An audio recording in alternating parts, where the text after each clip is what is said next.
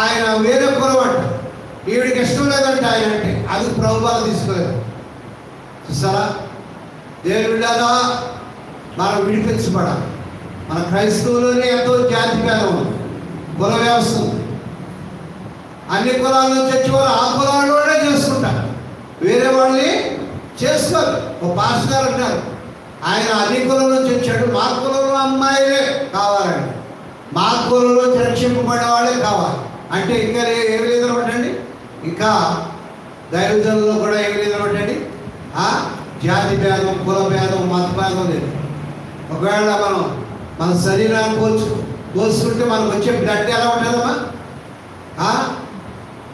భారతదేశం వాడి బ్లడ్ ఒకలాగా, అమెరికా వాడికి బ్లడ్ ఒకలాగా, ఏమండి ఇలాగ రకరకాల బ్లడ్లు ఉంటాయి. ఆ ఒకటే బ్లడ్. దేవుని స్తోత్రం, హల్లెలూయా. యేసయ్య వీటన్నిటి నుంచి, ఈ పాప శాపాల నుంచి విడిపించడానికి ఆయన శిలువలో మనకి ఏం చేసి, మన కొరకు ఏం చేశాడండి? శాపగ్రస్తుడైపోయాడు. ఆ శాపానంతా ఆయన భరించాడు. మనం భరించిన శిక్ష ప్రభువు భరించి ఈనాడు పాపం నుంచి, శాపం నుంచి ప్రభువును విడిపించాడు. కుమారుడు మిమ్మల్ని స్వతంత్రంగా చేయలేదా? మీరు నిజంగా స్వతంత్రులై ఉంటారు. దేవుని స్తోత్రం. దానికి ఈ స్వాతంత్రం ప్రభు మనకు అనిపించాడు కనుక మరలా దేనికి వెళ్తా అన్నాడు? బానిసత్వంలోకి. మళ్ళా దాసత్వంలోకి వెళ్ళదు. మీరు స్థిరులుగా ఉండండి. దేవుడు మనల్ని ఈ దేశంలో పెట్టాడు. ఈ దేశ బాధ్యత, దేశ పౌరులుగా, ఈ దేశం కోసం అన్ని మతాలను మనం గౌరవించాలి. బైబిల్ విషయం దేవదాస గారు అనేవారు, ఏ మతాన్ని ద్వేషించుకోండి, ఏ కులాన్ని ద్వేషించుకోండి, ఏ మనిషిని చేర్చుకోండి, అందరినీ ప్రేమించాలి. ఏమా అందరిని ప్రేమించాలి, అందరిని ద్వేషించాలి. మన జాతి వాళ్ళని ప్రేమించాలా? అందరినీ ప్రేమించాలి, అందరినీ గౌరవించాలి, అందరి వరకు మనం ప్రార్థన చేయాలి. దేవుని స్తోత్రం, హల్లెలూయా. మన ప్రభు అందరి వాడు, యేసు క్రీస్తు ప్రభు అందరికీ ప్రభు, అందరికీ దేవుడు. ఇందాక పాడుకున్న సర్వదేశములారా శ్రీ యేసే దేవుడు. హల్లెలూయా, హల్లెలూయా. ఆయన దేవుడు కలిగిన ధన్యులు, మనుషులు ధన్యులని. దేవుని స్తోత్రం.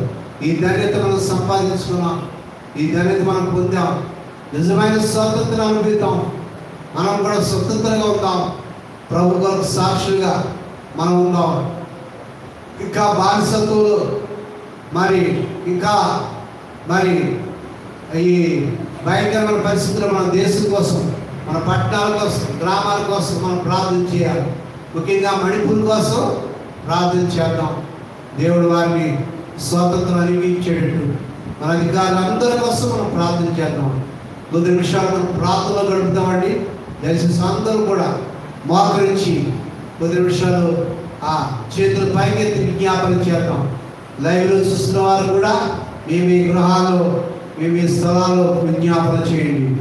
స్తోత్రం, స్తోత్రం, స్తోత్రం, స్తోత్రం. హల్లెలూయా, హల్లెలూయా, హల్లెలూయా.